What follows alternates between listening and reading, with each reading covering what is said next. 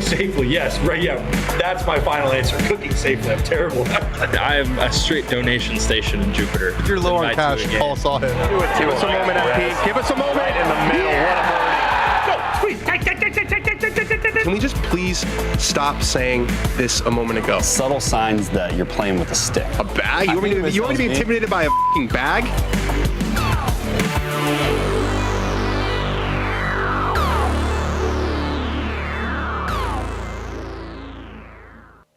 What is up, Golf Sickos? We have a big Dan and Ben show today. I'm Dan Rappaport. That's my co-host over there, Ben Boscovich.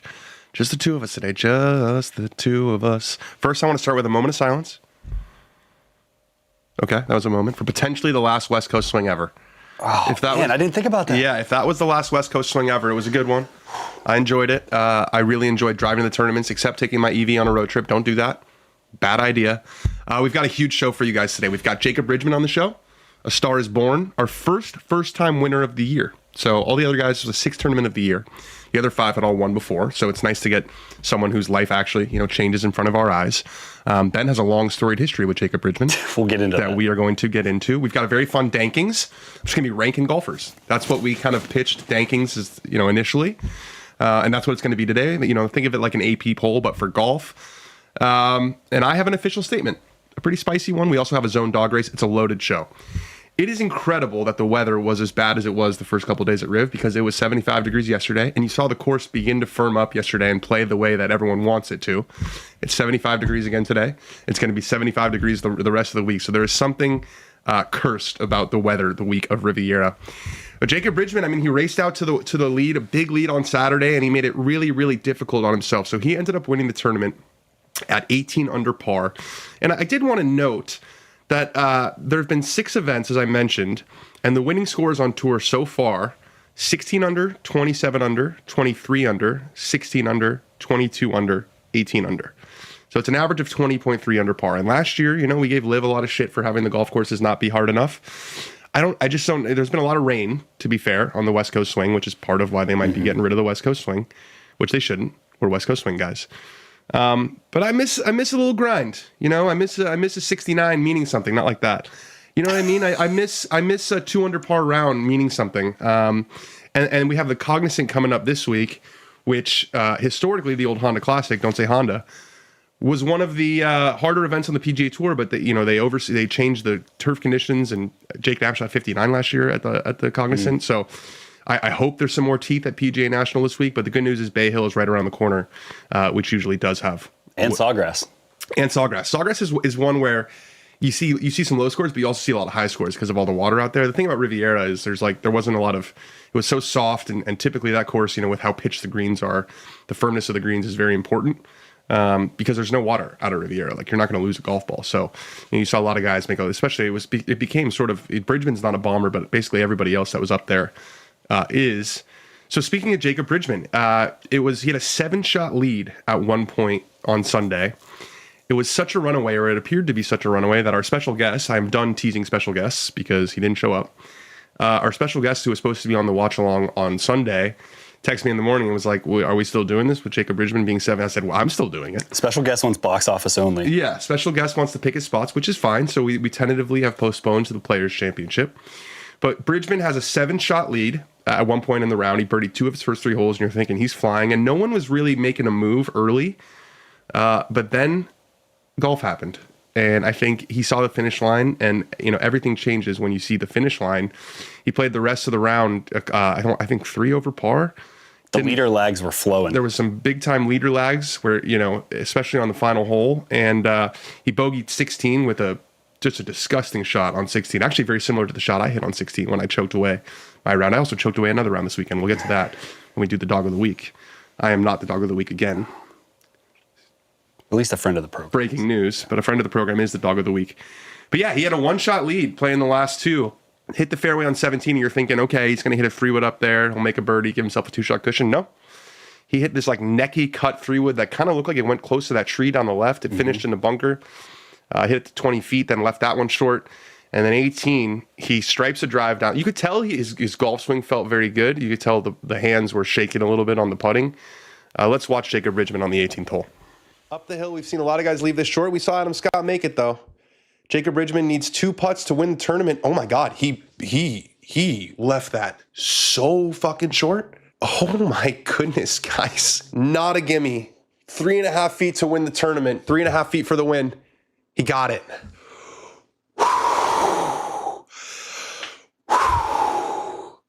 There's the delayed little fist pump. Man, he made it hard on himself. He had a 7-shot lead at one point. Oh, he mishit a shot on 16, mishit a shot on 17, had 3.5 feet up the hill on 18, but he got it to go. Jacob Bridgeman is the winner of the 2026 Genesis Invitational. Wow, he made it tough.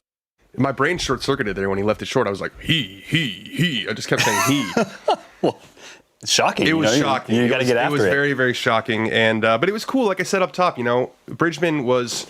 I remember when every time we're at Eastlake for the Tour Championship, we always kind of talk about like who's the most surprising or under the radar guy that got here, and it was Jacob Bridgeman last year because he didn't win. He had a lot of top 10 finishes, but obviously came out this year was a factor all week at Pebble Beach, including that 18th hole where Ben first disrespected him. We're going to get into that in a second. But he broke through in a big way, winning a tournament at Riviera at one of the cathedrals of golf, my favorite golf course on the planet, my Paramore, and beating Rory McIlroy to do it with Tiger Woods watching. Pretty damn cool. I was very lucky to catch up with Jacob Bridgeman after the round. Let's roll it. Congratulations, first and foremost. Thanks. You just beat Rory McIlroy to win your first PGA Tour event at Riviera in front of Tiger Woods. Has it sunk in at all? Now that you say those 3 things, it's pretty incredible. No, it's not sunk in at all. I don't think it will for a while. Seeing Tiger on 18 and shaking his hand, walking up the hill, and then walking back down with him is once in a lifetime. So take me through the week, because you were on autopilot really for, I would say, 57 holes. You birdied 2 of your first 3 today, and then something changed. And I saw your interview with Amanda. You said you were really feeling it coming down the last few. Like, what did that feel like in your body? I felt great all day. I felt so in control, especially over the ball, hitting golf shots. And then when I got on the putting surface towards the end is when I started to feel the pressure. And it's always my feel in my hands is what I rely on. And when that was gone, it was kind of like, oh boy, here we go. It was very nerve-wracking coming down. On 16, I hit a terrible shot. I don't think that had anything to do with nerves. And then once I got over that 5-footer for bogey, that was kind of my first test. And luckily it went in. It was dead straight and didn't bounce out. But then from there on out, it was very hard. I felt good over the driver. If I could just hit 4 drivers to come on the last hole, that would have been amazing. I could have done that, no problem. But even my second shot on 18 was so easy. I felt like I just set up and cruised, like you said, autopilot. I feel like I've kind of been in the slot all week and just swinging, and this ball's been going exactly where it's supposed to go. But then when I got on the green with a 20-footer, got a 2-putt, that seemed like the hardest thing in the world. So it was, that was tough. So did I read that you were a mathematical science major at Clemson? For a semester, it was a little too hard for me. I decided I wanted to be better at golf than I did at school, so I switched. Yeah. Okay, well, now that you've won a signature event, someone's got to update your Wikipedia, because I was going to ask you a lot about mathematical science. What did you switch to? I went to business, so all my teammates were business management. So I'm like, oh, all these guys are on it. I'll be in the same classes as them. So I switched to that, and I cruised through. Never had to study. You were saying how nervous you were, but you've won at every level. Like, did it feel the same as when you were trying to close out these other wins, or did it feel bigger? Not even close. I think back then I knew I was way better than everyone, and I could do it no problem. And now that I'm playing against the best players in the world and having to go toe-to-toe with them, it's a little bit harder. I know in college I pretty much knew when I built a lead I was going to sustain it. Now you got to worry about somebody chasing you down. So it was way harder. My last question for you. I mean, I don't know. I've not really, this is our first time meet. How are you going to celebrate? Are you a celebrator? You're going to hang out with Tiger tonight? Are you still going to play next week? Like, what's the plan? I have no idea. This is the first I've done any of this stuff. I haven't even asked my buddy, because Chris has won so many times and we stay together all the time. I haven't even asked him what he does after the round. This is all brand new to me. I think we're supposed to be flying to Jupiter tonight through the night. So maybe we'll have a little, maybe hour, a little celebration on the plane before everybody goes to sleep. I have no idea. You can't go red eye right after the first win. You got to enjoy yourself. Take a flight tomorrow. I think it's a private flight, so I'm not going to turn it down. Fair enough. Well, congratulations, man. That was you made it difficult on yourself, but you closed it out when you needed to. Congratulations. There's no win quite like the first one, so enjoy it. Thanks, Dan. Appreciate it. Great stuff from Jacob Bridgeman. And, part of having good manners as a human being is admitting when maybe you stepped in it and when maybe you were wrong a little bit. I'm going to kick it over to Ben Boscovich. Yeah, I think before I say what I have to say, we should probably play the clip of why I need to say what I need to say. Yeah, let's explain the origin. Yeah, let's play that. Look at this mini board. Morikawa, Burns, Minwoo Lee, Scheffler, Lowry, Fleetwood. Where's Bridgeman? You're not going to say Bridgeman? Wow. You're just gonna. He's not box office name. You're just gonna pretend that our boy doesn't exist. He's not a box office name. You just spoke it into existence that he's gonna win the tournament now. You think so? That's how that works. Apparently, that's not how that works, thankfully, because that would have been really bad. But immediately after, I wanted to prepare a statement, and I wrote this on Thursday, and this is for an audience of one. So I'm gonna take it away. This is for you, Jacob. Mr. Bridgeman, or Jacob if you'll have me. As I'm sure you're fully unaware, on last week's Dan on Golf Watch Along, during the final round of the AT&T Pebble Beach Pro-Am, I painted you as a spoiler via omission, amid an exciting statement about the state of the leaderboard. By omitting your name during a moment of fervor for golf drama, I essentially disinvited you from a lunch table I'm not even allowed to sit near. Who am I but the co-champion of the 2019 Ralph Lauren Pro-Am to create a rooting interest for every guy on the board but you? But not to mention you, the man among them, fighting the hardest battle of all, to tackle giants like Scheffler and Morikawa, and triumph at a great cathedral of golf. Further, to double down, when pressed by my co-host Dan Rappaport, I stated, "You are not a box office name." I regret these transgressions. Fuck yeah, you do. They bring me great shame, and I'm sorry. As I typed this, on Thursday, I stared at your day one clubhouse co-lead during the first round. Tomorrow, you've got a Friday race against the number 2 player in the world. And as I read this on Monday, you may even have won this tournament. You did. Congratulations, Jacob. There's no real way for me to make this up to you unless you'd like me to shine your shoes in between tournaments, which I'd happily do. You're an Adidas guy. I like that. I will let this shade I cast in your direction serve as a lesson to myself, a forever reminder that all who make their way onto the mini leaderboard are more than worthy of my acknowledgement. I wish you nothing but success during the rest of your 2026 PGA Tour season. God bless. Benjamin W. Boscovich. Wow. That brought a tear to my eye. Jacob, I'm sorry. He's box office now. I was not familiar with your game. He's leading the FedEx Cup. You won my favorite tournament Tiger's on tournament. the schedule, at my favorite golf course on the schedule. I will never disrespect you again. I hope that you'll accept my apology. Hey, let me tell you something, Ben. Smart people change their minds with new information. That's right. So I think what you just did takes a really big man. Thanks. You're not that big of a man, but figuratively you are a very big I'll man. take that. Wow, good stuff. Mind your manners. Those are great manners from Ben. Great apology. Thank you. We have a promo code, by the way. So speaking of manners, the new club collection drops tomorrow. Ben's wearing the new Goat Peak Polo. I'm wearing the lightweight vest. I got compliments on this stuff all week long. Oh, yeah. It's fantastic. And good news for you guys, we have a promo code. So if you go to Manors, I think it's Manors Golf, maноrsgolf.com. Mm-hmm. You go to maноrsgolf.com, you use the code DOG15, you get 15% off your order. So that's a significant discount for all you guys. Join the squad. We're wearing Manors. I got the logo behind. Oh, I actually pointed the right way for once. Nice. Look at that. I'm going to do the box.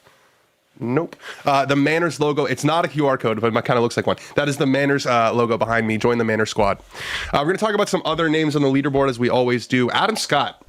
This man just keeps getting faster. So Adam Scott, I interviewed him last year at Bay Hill, and I said, how do you keep getting faster? And he said, I'm working on my body, this, that, and the other.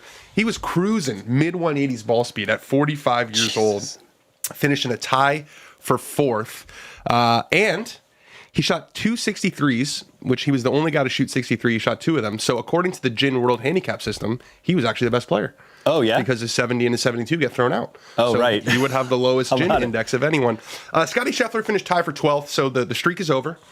The streak is over. It was 18 straight top 10s. Now we can all just start saying it's 19 straight top 12s because top 10 is a arbitrary metric. But no, I mean, look, in the history books, it's about the top 10s. But you had a question. Yeah, I was curious how you felt about a top 25 streak. Does that matter? I guess. I mean, it's relevant, because what does he have, like 20 something? So he has like 21, I think, right now. Check my math. And the next guy that he has to catch is Tiger Woods, who I think in the 2000 season was 38 top 25s. Okay. And then Nicholas was after that at 63. Yeah, but in the mid 70s. Once we get to like the 70s, it's dicey. It's dicey. Well, the guy who's done the most is Byron Nelson. Or Ben Hogan at 144. That's crazy. He's playing against but him. I mean, a lot of that was like during the Second World War. Right. A lot of our best and brightest were over in Germany. And what were the fields back then? Right, that's what I'm saying. They were, all the Americans were over there doing something pretty important. But they weren't 120 person. No, fields. they definitely were not 120 person. And it's hard to compare eras. I was talking about this on the watch along. Someone was like, is Rory a top 10 player? And I'm like, how do you expect me, 31-year-old Dan Rappaport, to compare Rory McIlroy to Byron Nelson? Like, I don't know what that means. And I always got a kick out of this when people, like, I used to be a big basketball fan. I was a hoop head for a little while. Not anymore. But I like when Bill Simmons was first coming up, Book of Basketball, I was all into it. And he would rank, the best players of all time. And I would just think it was funny when he would be ranking like Kobe against Wilt Chamberlain. I'm like, how do you know, especially a game like basketball, it's a team game.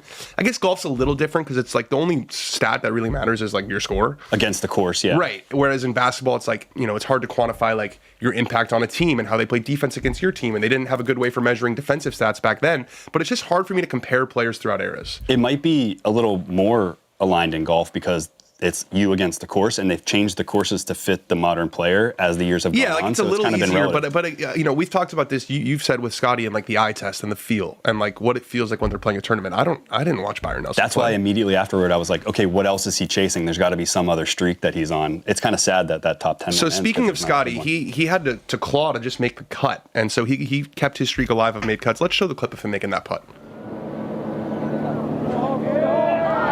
That's what the great ones do. It certainly is. That shows some grit and some heart to get up there. You see a little fist pump there.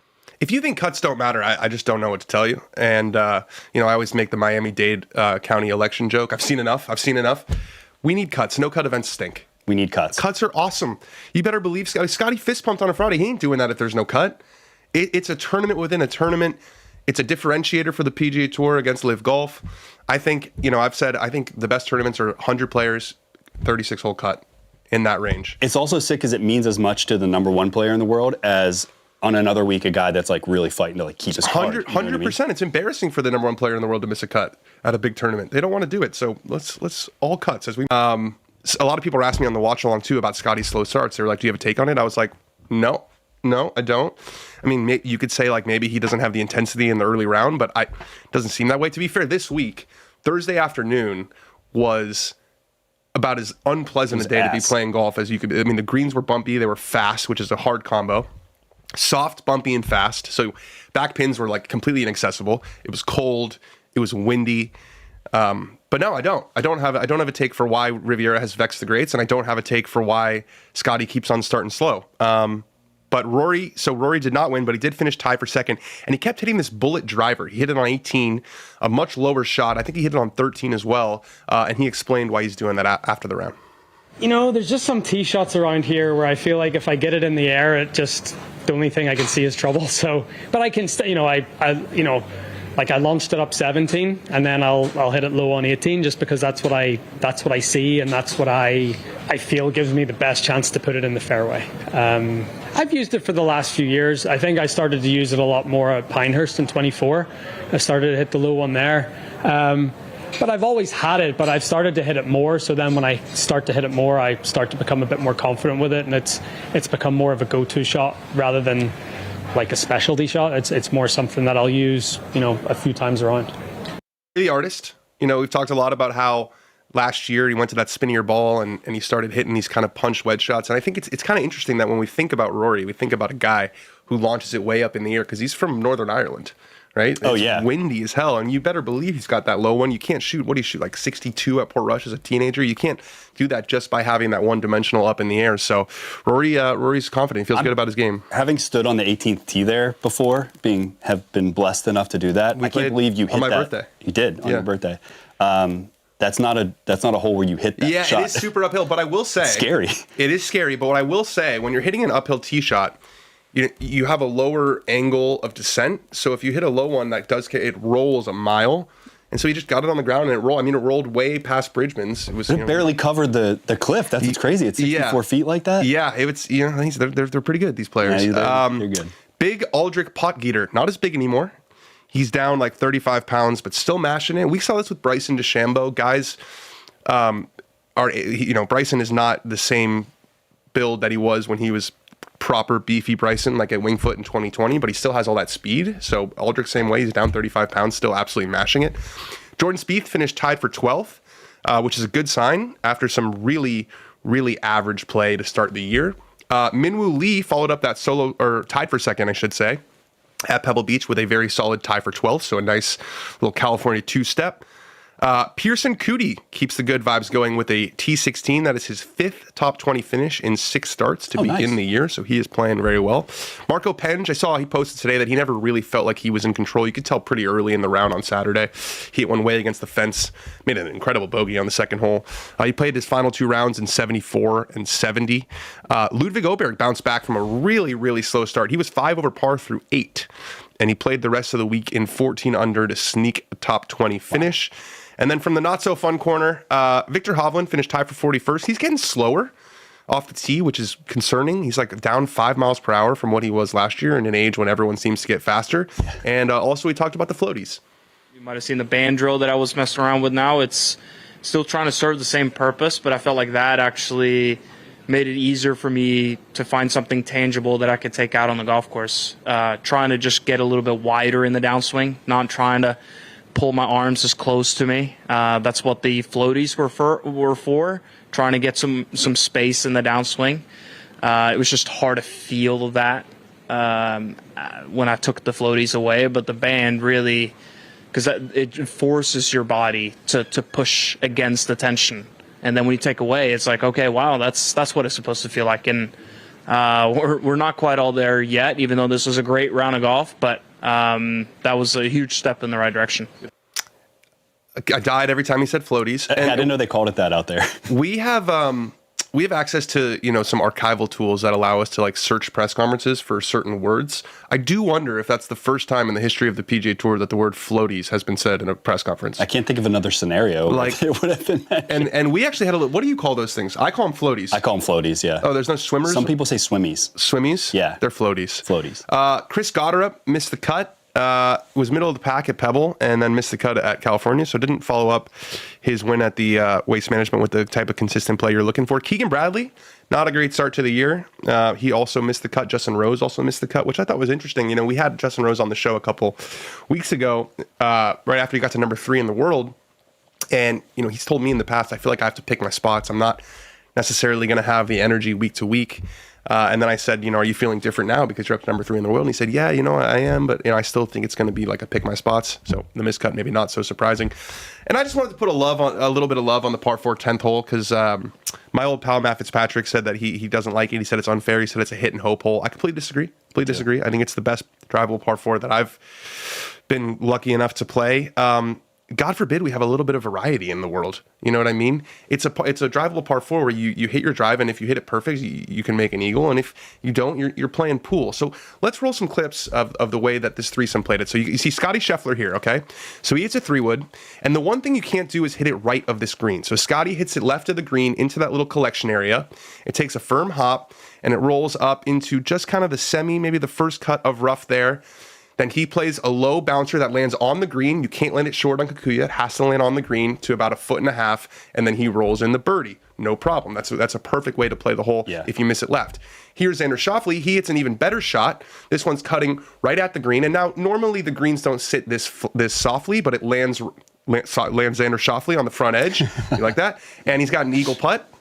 It's a very, very fast putt. He's got his back to the hole because a drivable par 4 should have a difficult green. It's got to have some challenge somewhere. He handles it beautifully. Just misses on the high side to another about 1.5 feet, and he rolls it in. So we got 2 birdies, and then we have Siwoo Kim. And Siwoo Kim makes the cardinal mistake here, which is hitting it right of the hole. And after Matt made his bogey on Friday and said he didn't like the hole, it was because he hit it right of the hole. But I got a strategy tip for you. Don't hit it right of the hole. You see Siwoo almost like kind of dove at that bunker shot because he knows he has to get it up and down so quickly. He hits it too long. It looks like it's going to stop. It rolls into the bunker, into the bottom of the bunker. He hits a nice bunker shot here, rolls a little bit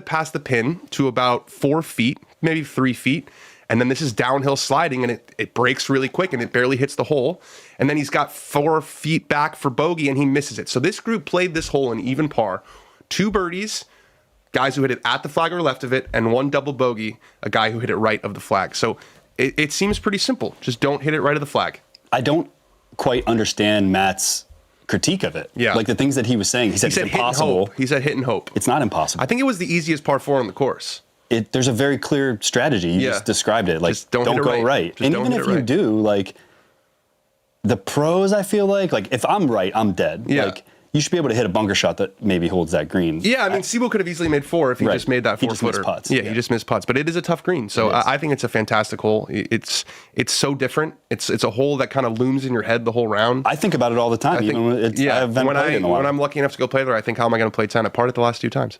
Same. All right, we're going to move into a segment that we call the Knockaround, presented by Knockaround. This show is Dan on Golf, presented by Knockaround. These are the 11 hates in the black. I really like these. It kind of fits my all black vibe. Knockaround are the best sunglasses in the game.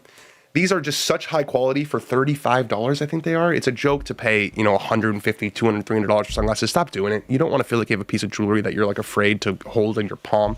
I am not super kind to my sunglasses, and these, I have not had one pair break or even need a repair or anything like that. We have a promo code for you guys. If you go to knockaround.com/golf, you can see all of the golf sunglasses that they have, which are plenty. And if you use the promo code DanOnGolf20, you get 20% off your first order. So what I would do if I were you is I would go on knockaround.com/golf. I'd pick 3 or 4 of my favorites, use the promo code, and you'll be surprised, really surprised, pleasantly surprised at how many sunglasses you get for that price and the quality of them. Okay, first thing, Live Golf is pumping more money, the Saudis, I should say, are pumping more money into Live Golf. So this story dropped at some point during the last week. $267 million in new capital for the Live Golf League. So that should pay for about a year and a half of Bryson DeChambeau's new contract. John Rahm is not on the list of players that the DP World Tour has settled with. So they announced basically a settlement. There was this ongoing dispute with fines.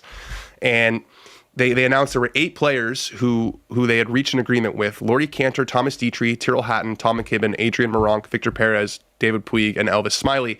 They can now play live events without being fined because they probably paid the fines already. John Rahm is not on that list.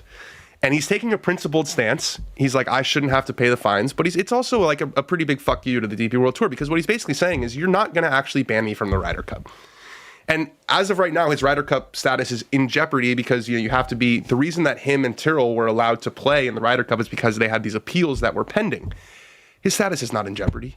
He's like a star quarterback who's holding. He's going to get. They're going to come to an agreement. He's taking a page out of his countryman's Seve book. Seve did the same thing, I think, in the 80s with the Ryder Cup. He said, bring me my money. Yeah. I mean, this is a little different. This is more like, don't take my money from me. Right. But I understand why Rahm is doing this. It definitely isn't the greatest optics, but I don't think he really gives a shit, and he feels principled, and he's not going to pay the fine. So I understand it from his perspective. Yeah, make them not put him on the team. See if they. I mean, I think they can win without Rahm, honestly. But it's not going to happen. It's not yet. It's just not going to happen. This one made me a little upset.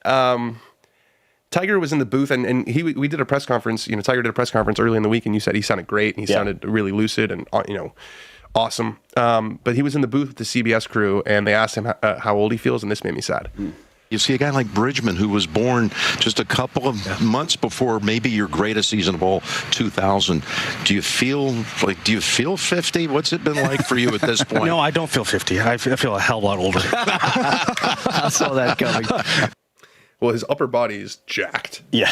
But it's crazy that his body has just been through so It's not the answer you want to hear from him. The old Tiger was so overconfident. Yeah. To the I'm hyperbolic getting back level. to the gym. I'm putting up new personal records. I'll be back there. It's not that anymore. Self-aware Tiger can be a little sad. Yeah. Over in Africa, the DP World Tour had the Magical Kenya Open. My favorite name of a golf tournament was won by Casey Jarvis, South African guy. First win. There was some cool sort of. How about that trophy? I like that trophy. Lit. That looks like a weapon. You probably can't bring that on a plane. Is that a bull or a rhino? I think it's a rhino. I don't know. It looks a little too like. Or I don't elephant? know. I don't know. But that wasn't the only cool sort of story to emerge from the Magical Kenya Open. Njorge Kibugu was the only Kenyan to make the cut, and he did it with this putt on the last hole. Let's roll this. Eagle. How good is that? Threw a dart in there too. How good is that? The fans are going wild. How about that flow too? What a great Great scene there.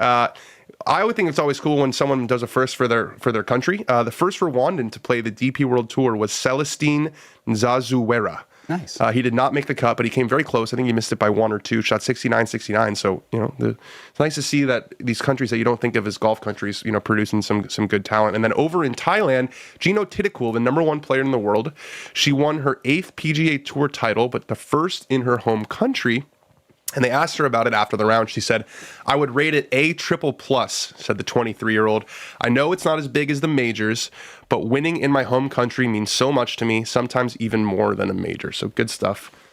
I think Gino Tidikul is the actual number 1 star of the LPGA Tour. I think a lot of people have their eyes on Nelly all the time. Nelly didn't play this week. Gino gets thrown to the side. Gino. Speaking of women's golf, Michelle Wie West, this just dropped this morning, coming out of retirement to play TGL, WTGL. She's so back. Michelle Wie West comes out of retirement to join WTGL. I would like, maybe we get like a team of the legends on the men's side too, Bring some of the old guys out to play. Let's get Daly out there. Let's get Fred Couples out there. That'd be kind of fun. All right, I have an official statement. Let's clue the lights. I'm calling for a new rule with the long putters, with the broomsticks. Now, I've said I don't think that they should be allowed. I think you should have a maximum length for the longest club, and it shouldn't be as long as a broomstick putter. But I'm not even calling for that. I think that would be very disruptive. I'm calling for common sense. You should have to be able to see daylight between the top hand of a player and their chest. Not all broomstick grips are created equal. So here's Will Zalatoris when he was putting with a broomstick. I see daylight. You see daylight there? Yes. I see daylight. It is clearly not on his chest. Now here's Akshay Bhatia. There's no daylight there. And I'm not saying that Akshay is anchoring. I don't think he is. He said he's not anchoring, and I believe him. But it's just too close for comfort. And it's leading to some nasty accusations. And I actually think this rule would help to bring a little bit of peace to the golf world. You should have to see daylight. Maybe it's 2 fingers. Maybe it's 3 fingers. Because even if it's not anchored to your chest, it's really damn close, and that is not the spirit of the rule. They changed the rule to go anti-anchoring, and now you have guys, and he's not the only one, who are so close to their chest that it's not visible for the naked eye. There needs to be space between a player's top hand and their chest. If we're not going to ban long putters, which I think we should, we have to make it so that it's clearly not anchored. And there are guys, Adam Scott's another one, who you can see some daylight. I need to see some daylight. And again, this is not a shot at Akshay. Don't hate the player, hate the game. The rule is not clear enough. The rule is setting up players to be criticized. Let's see some daylight. Let's see some daylight between a player's top hand and their chest. What do you think, Ben? I love it. I think it's also a tough one to enforce, right? Like who polices that? Is it your playing partners that have to call that on you? Yeah. Okay, because you're not going to call that on yourself, no, obviously. But if there's daylight, there's daylight. It's visible to the naked eye. Can we put that picture up again of Akshay? You cannot tell whether this is anchored or not. Like his playing partner's got no clue. From any angle, too, not just this angle, but like front, back. I was on the putting green 2 days ago trying to take pictures of Akshay putting to see if I could get close enough to see if there was space. Can't. You can. It's too hard. Yeah, because it's probably not anchored to his chest, but it's touching his clothes, and that could be like something that you're touching. You know what I'm saying? Right. It's anchored off the fabric. And it's not anchored directly into the chest, but if it's touching the fabric, that's still okay. Keep it on the fabric, like that's touching something. That's why someone's got to be next to I am not accusing Akshay of cheating. I just think the rule is not clear enough. The rule should be there has to be 2 fingers, 3 fingers, or daylight between the top hand and the chest. Just my 2 cents. We're going to move into the Dankings. Now, we've been doing the Dankings all year. You guys seem to really dig them. We've done some fun ones. We've done, courses I'd want to win at, best courses on the PGA Tour, most fun guys to play a casual round of golf with, best tournaments around the world in the non-major division. We're going to go back to the OG sort of concept of the Dankings, which was we're just going to rank golfers. Just post West Coast Swing. Post the first 2 signature events of the year, post Live Adelaide. We're going to rank golfers as we see them. Think of it as like an AP poll that they do in college football, but for golf. I want to start with 2 honorable mentions, Jake Knapp and Anthony Kim. I wanted to both of them in there, but I couldn't quite fit them in. So there, in the bottom, you get others receiving votes. Mm-hmm. Jake Knapp, Anthony Kim, Siwoo Kim, Matt Fitzpatrick. Those are the guys who are the first ones out. Okay, number 10, Jacob Bridgeman. Tied for 4th, tied for 13th, tied for 18th, tied for 8th, and a win to start the year. Win at Riviera, big time stuff. Made the Tour Championship last year. Actually, I think he finished 2nd in the Cognizant last year, so we'll see if he plays this week. But Jacob Bridgeman makes his top 10 debut. Number 9, Bryson DeChambeau. He put up a dud in the final round of the Live Australia. He was in that final group with Jon Rahm and Anthony Kim, and he got dusted. But he still finished tied for 3rd. And look, these are my rankings. There's some vibes, some eye test involved. I'm putting Bryson in my top 10. Number 8, Chris Gotterup. 2 wins on the year so far. He won in Hawaii and in Phoenix. But he followed those up with middle-of-the-pack finish at Pebble and a miscut at Riviera. Otherwise, he would be higher on this list. He probably would have been in the 4 to 5 range. Number 7, Hideki Matsuyama. He won Hero at the end of last year, then tied for 13th at Sony, tied for 11th at Farmers, tied for 2nd at Phoenix, tied for 8th at Pebble, and then, of course, tied for 28th when we picked him to win this week. Number 6, Colin Morikawa. He's got the hot hand. California is good for this man's soul. He won at Pebble Beach. He finished tied for 7th at Riviera. Colin is back to playing world-class golf, so he comes in at number 6. Number 5 is Xander Schauffele. Slow start to the year. He had a baby. I don't think he was really practicing much golf. But then a top 20 at Pebble, a tied for 7th at Riv. And he's like when Alabama gets off to a slow start, but you know who they are. Yeah. So maybe his play, and again, this is what the Dankings are. They're not just based on a formula. There's a little bit of eye test, a little bit of vibes involved. Yeah, there's a feeling going forward. There's a feeling going forward. So Xander Schauffele is number 5. Number 4, Tommy Fleetwood. Started the year with 2 very whatever weeks in Dubai, which is sort of concerning after he played, the best golf of his career, won the FedEx Cup toward the end of last year, but he bounced back big time here in California, tied for 4th at Pebble, tied for 7th at Riviera, and he's doing it wearing whatever the fuck he wants. So that's pretty cool. Number 3, Jon Rahm. There's a bit of a closing problem here. I think we need to address that. He got boat raced by Anthony Kim. He hasn't won since 2024. But he is the number 2 ranked player on Data Golf, and he's got runner-ups in his first 2 live events. So Jon Rahm, for me, still a top 5 player in the world. Number 2, Rory McIlroy. He's still Rory McIlroy. Played very well at Pebble. Just made, I think it was like 3 doubles and a triple. And he was a few rolls away from winning at Riviera. I thought it was funny. They asked him, was it almost cruel for that putt on 18 to go in after you missed so many? He said, no, it made me like 400 or 500 grand. So it was great. It was actually 600. Was it 600? Yeah. Number 1, breaking news, Scotty Scheffler. But I will say, one slow start is a freak, a freak thing. 2 is a coincidence. 3 might be a pattern. It finally caught up to him this week, but he finished tied for 12th. So like I said earlier, now we can just say, 19 straight T12 finishes or better, though that won't look quite as clean in the record book. So that's my top 10. Number 10, Jacob Bridgeman. Number 9, Bryson DeChambeau. Number 8, Chris Gotterup. Number 7, Hideki Matsuyama. Number 6, Colin Morikawa. Number 5, Xander Schauffele. Number 4, Tommy Fleetwood. Number 3, Jon Rahm. Number 2, Rory McIlroy. Number 1, Scotty Scheffler. And this is going to look very different from the official World Golf Rankings. It's going to look very different from the Data Golf Rankings. I don't really give a shit. That's why they're the Dankings. I want to say something about your number 4 danked player. Tommy Fleetwood? Tommy Fleetwood. Okay. I was talking to Raymond Williams, our style guy, about this. Like, Raymond and I have been preaching for years that, like, if a player has an opportunity to wear whatever they want, they should really be reaching into the well of brands. And this weekend, Tommy Fleetwood wore a local independent brand, Students Golf, out here, LA-based, started by a guy that invented the jogger pant. Fun fact. What do you mean? The first person ever make the silhouette of like a jogger pant. The guy that did he get like a copyright or a patent on it? I actually never asked him that, but does he live in a mansion? He's doing pretty well. Okay, he's so got maybe a couple he did. memberships. Yeah, maybe he did. He's doing all right, but it's just so cool to see him spreading the wealth around, actually providing himself as a discovery platform for people that want to wear clothes. And shout out to Tommy, man. He's doing everything we'd hoped somebody would do in his position. I saw he wore a Riviera 2031 U.S. Open 2026 Women's U.S. Open hat. Yeah, we're going to get a lot more Riviera in our life. We got 2026 U.S. Women's Open, 2028 Olympic Games, and 2031 United States Open. All right, we're going to move into Give Me a Winner. A little update. We hit with Jake Knapp, so that put us up another 0.6 units. So we missed with Tommy Fleetwood to win, even though he was up there close. Matt Fitzpatrick choked away the top 20. I think he shot a couple. He was up there after 2 rounds, but we were up again for the week. So if you are trailing Rick Gaiman, we don't unit shame. Maybe your unit's $100. Maybe your unit's $10. Maybe your unit's $1,000. Everyone on the watch along always talks about how they just won $50K. That's right. You'd be up on a $100 bet on everything. You'd be up $620. So stay with us. Stay with Rick. Let's roll his picks for the Cognizant. All right, fellas, this is a whole new ball game as we get to Florida. So we're going to see a lot of different styles of golf, and we're going to see guys that are excited to finally get to Bermuda grass. And I think one of those might be Ryan Gerard, who is my pick to win for this week. And it's not that he's a bad putter. In fact, the only bad tournament that he's had on the putting surfaces was last week at Riviera.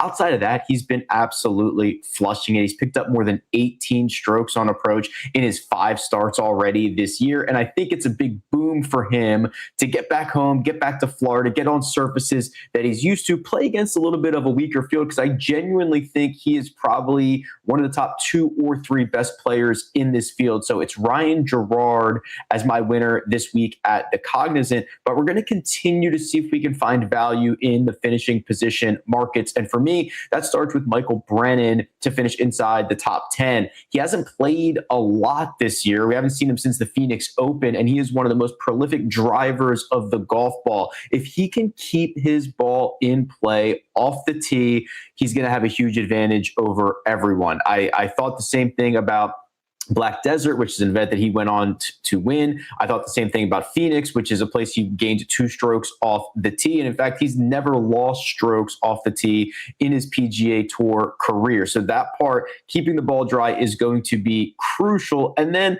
I think that builds a lot of confidence into really the rest of his game. And he has plenty of upside. This is a really good number for him to finish on the first page of the leaderboard. And then I'm going to finish us up with a top 20, and this is Aaron Rai. And I do not encourage you to go back and watch Aaron Rai's Sunday around Riviera. It was ugly. He lost more than 7.5 strokes to the field. Complete outlier round that we usually don't see from somebody who is very consistent like Aaron Rai. But he was fantastic the rest of the week. He was doing it in very Aaron Rai fashion, which was gaining strokes on approach, showing a solid short game, and driving it just well enough. I think that his game actually sets up a lot better for Florida style golf, where you're going to be asked to separate from your peers with the ball striking categories. I think this is an opportunity for him to get on a surface that probably is better for him, approach shots that are probably better for him, driving situations that are probably better for him. I have tempered my expectations a little bit. I think when I initially looked at this field, I thought Aaron Rai could win this golf tournament. We're just going to look for him to finish inside the top 20 and continue our little winning streak that we have going on. You said Ryan Gerard, he is a primo Cognizant winner. Yeah. I like that pick. That's Joe Highsmith and then Ryan Gerard. Yeah, you can he's playing well too. Like he's playing really well. Chipping up into the mini leaderboard. Maybe not quite, but are you going to say his name if he's on there? I'll never make that mistake again. If we're just gonna not to call back to it, not to go back to the worst moment of your life, but you literally skipped his name. It wasn't like I didn't skip a couple of people. I skipped one guy. You skipped one person. It was like there was a bunch of names, and he wasn't like tied for 5th too. He was like in second and you just went right over. It was an actual it was a subconscious slip of like. Oh, it was subconscious? Well, I didn't want him to win. Like I was rooting against him. Or did you intentionally skip his name? I don't know. I think I subconsciously and intentionally I wanted to skip it, so my brain was like, "You're skipping it." Fair enough. What we're not going to skip is the zone dog race. That's right. We got a dog race. You've been doing really well with these categories. I enjoyed the last week one quite a bit. I'm excited to see what you have. Welcome back to the Zone Dog Race. Shout out to our friends at Zone, the new jalapeno lime. I had people asking me for them on the golf course. They said, "Hey, you got any of those spicy?" A little buzz, a little kick. They heard about it and they wanted one. I gave out a few pouches this week. All right, what's our category? Our category is inspired by something that happened this past weekend, which is a special guest thought he could just come in and take my chair. So this is a message to you, special guest. If you think you can just come through the Players Championship watch along and take my seat, you've got another thing coming. Now, I can be bought, but it's not going to just be a swap. It's not going to be cheap. And that's a message to you too, man. Keep that seat warm for me. For the players. So a little look behind the curtain. I got the message from the special guest, he shall not be named, that he was not going to come a couple hours before. And I said, get your ass over here. And you said, oh, my wife's going to the airport. They have this thing called Uber. I made alternative plans. Do you think you know how bad the LAX Uber situation is? It is pretty terrible. You thought you were getting picked up and then were thrusted into that? Yeah. It'd be pretty well, mad. It's that's doghouse material. It's priority. Well, you should have been in the actual doghouse with me streaming. I was trying to stay out of the metaphorical. It's priorities. Yeah, metaphorical doghouse versus literal doghouse. Let's get into the dog race. This week, I want you to choose who's replacing me as your co-host on this very show. Oh my gosh. So look deep into this chair. Look beyond the leather. How good is that? Okay, let's do it. All right, we're going to start with a battle of two real talkers here. Mm-hmm. Brooks Koepka against Dustin Johnson. Who are you going to pick between those two? Juggernaut. God, it'd be a tough one. I'm going with DJ, just because I think there's a little more comedic value there. Yeah. And Brooks definitely, he's too cool for this show. Comedic value, not on purpose. Yeah, he's got a deadpan humor that I think I could play off. I'm going with DJ. Okay, I put that first battle just for you to appreciate me especially. Okay.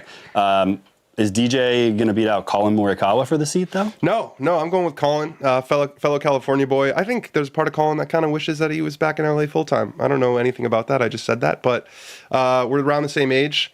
I like that he's not afraid to say what he thinks. Like, he's not afraid to ruffle some feathers, make some controversy. So I'm going with Colin. He's gotten really good on the mic over the past couple of years, for sure. Are you taking Colin or are you taking Jordan Spieth?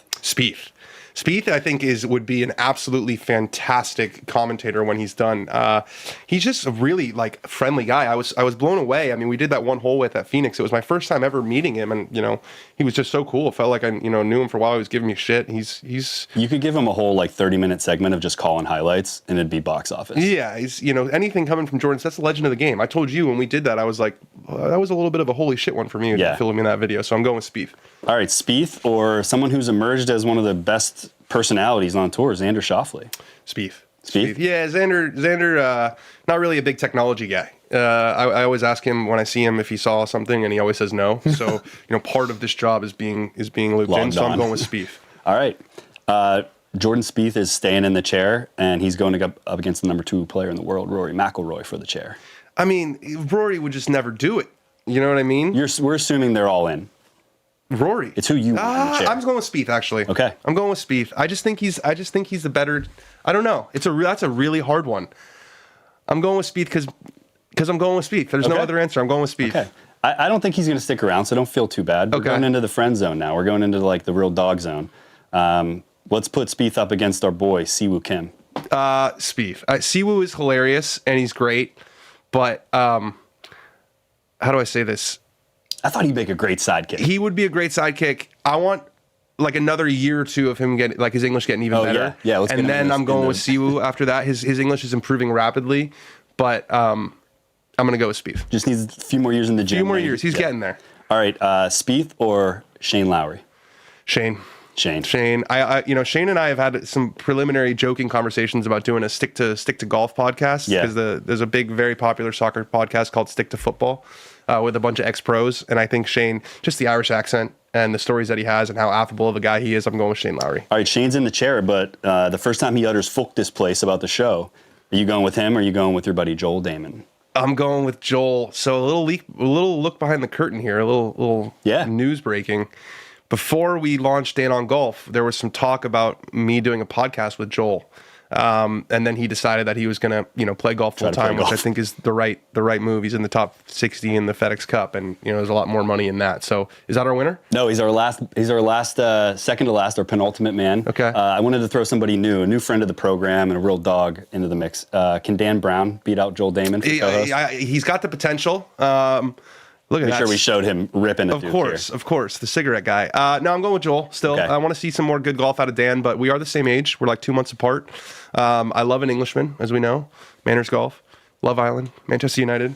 That's right. 1 second. You're an Anglophile. 1 second. Oh, we got a game today. Yeah, we're playing. I'm going straight to O'Brien's after this. This is Roy Keane, legend. All right, so Joel's in the chair. So Joel's in the chair. As he would have been. As he would have been. Joel, if you're ever done playing, I love you, Ben. Understood. No, it would be a hard choice, but that I think for the sake of the program, I'd let him in. All right, that was not you, special guest. Players Championship, watch along. That's me, baby. Wow, you're staking your claim. Unless he wants to, take me out or something. I love it. There's ways to be bought. You can be bought. You're not above a little. There's a few country clubs around here I haven't played. There's a little wine and dine in your future. Dog of the week, one of my favorite segments. Our dog of the week is not you. Is not me. Yeah, I almost forgot, guys. I've got a closing rounds problem. So I told you guys about how at Riviera a couple weeks ago I was 2 under through 15, and the first thought that went through my head is, what do I shoot if I go double, double, double? And I bogeyed the last 3 to shoot 1 over in tournament conditions.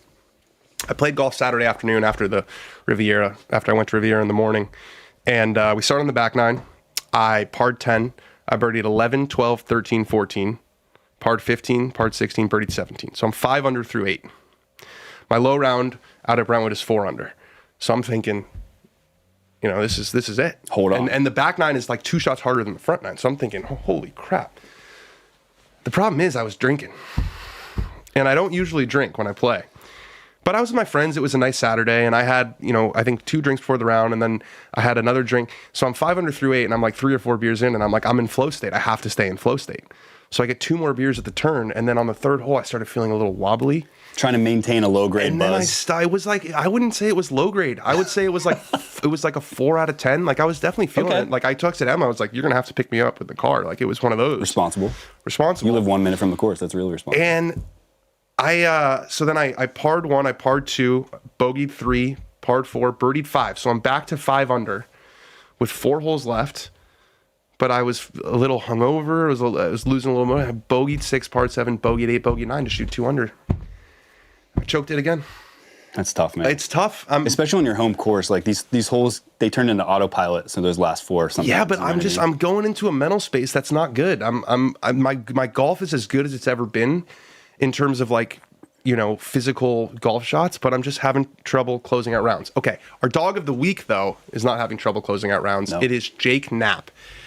Knapp is an incredible talent. And he's so much fun to watch. He's got the flow, the California, that golf swing that is to die for, the biceps, the tattoos. Like, he's just cool as hell.